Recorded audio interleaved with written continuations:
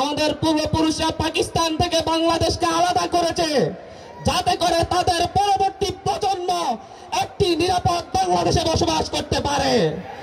আমাদের পূর্বপুরুষরা 1990 সালে জীবন দিয়েছে, স্বৈরাচারকে দিয়েছে যাতে বাংলাদেশের মানুষ, পরবর্তী জনগণ যাতে নিরাপদে বাঁচতে পারে। কিন্তু দুঃখের বিষয়, ব্রিটিশ খেদানোর 75 বছর পরে, পাকিস্তানি হানাদারদের খেদানোর 45 বছর পরে, এরশাদ খেদানোর প্রায় 30 বছর পরে আজ আমাদের কোনো নিরাপত্তা নেই। রাস্তায় নিরাপত্তা নেই, মেয়াদোত্তীর্ণ খালি আমাদেরকে চাপা দিয়ে চলে যায়। আমাদের হসপিটালে নিরাপত্তা নেই, আমরা ভালো চিকিৎসা পাই না। শ্রেণীকক্ষে নিরাপত্তা নেই, বিমান এসে আমাদের ছাত্রছাত্রী ভাই বন্ধুকে হত্যা করে চলে যায়।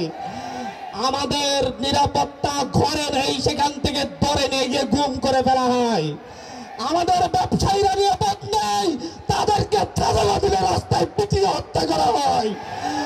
আমরা এই নিরাপত্তার জন্য, নিরাপদ বাংলাদেশের জন্য আমরা বারবার লড়াই করছি, জীবন দিচ্ছি, কিন্তু আমাদের দেশের মানুষের ভাগ্যের কোনো পরিবর্তন ঘটছে না। এক ছাদাবাজ খেদালে আর এক ছাদাবাজ এসে হাজির হয়।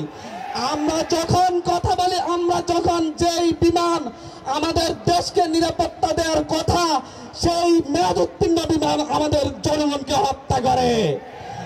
আমাদের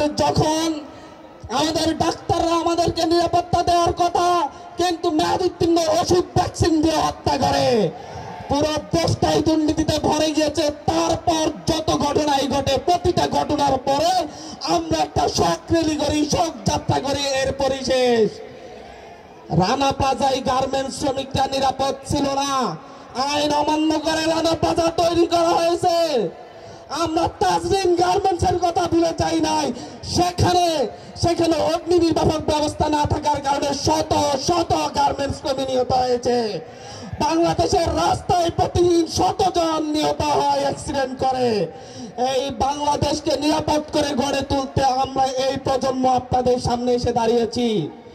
আমার সামনে যে প্রজন্ম দাঁড়িয়েছে, এই প্রজন্ম প্রায় 50 বছর ধরে বাংলাদেশকে জিম্মি করে রাখা একটি পরিবার থেকে বাংলাদেশকে মুক্ত করেছে। সামনের দিনের প্রতিটি নাগরিকের, আমাদের পরবর্তী প্রজন্মের প্রতিটি মানুষের নিরাপত্তার জন্য একসাথে লড়াই হবে, একসাথে লড়াই হবে। হাত তুলে দেখেন, একসাথে লড়াই হবে। এই শোক যাত্রা করতে না হয়, মানুষের নিরাপত্তা দেওয়া হয়, সেই নিশ্চয়তা করা হবে ইনশাআল্লাহ। যাত্রা করতে চাই না, আমরা নিরাপত্তা চাই, আমরা স্বাভাবিক মৃত্যুর অধিকার চাই। যেভাবে আমাদের মায়েরা স্বাভাবিকভাবে আমাদেরকে জন্ম দিয়েছেন, সেই অধিকার চাই।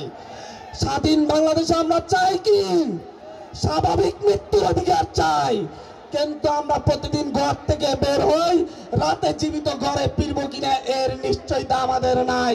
কখন গাড়ি মেরে দেয়, বিমান এসে মেরে দেয়, কখন আমাদেরকে ইট মেরে পাথর মেরে হত্যা করা হয় তার নিশ্চয়তা নেই।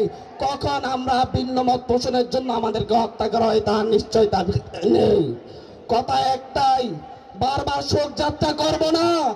আমরা বলবো আজ থেকে আমাদের দাবি হবে একটা, এই বাংলাদেশের জনগণ, স্বাধীন দেশের জনগণ স্বাভাবিক মৃত্যু অধিকার চাই। স্বাভাবিকভাবে জন্ম নিয়েছি, স্বাভাবিকভাবে মরতে চাই, কোনো দুর্ঘটনায় মরতে চাই না।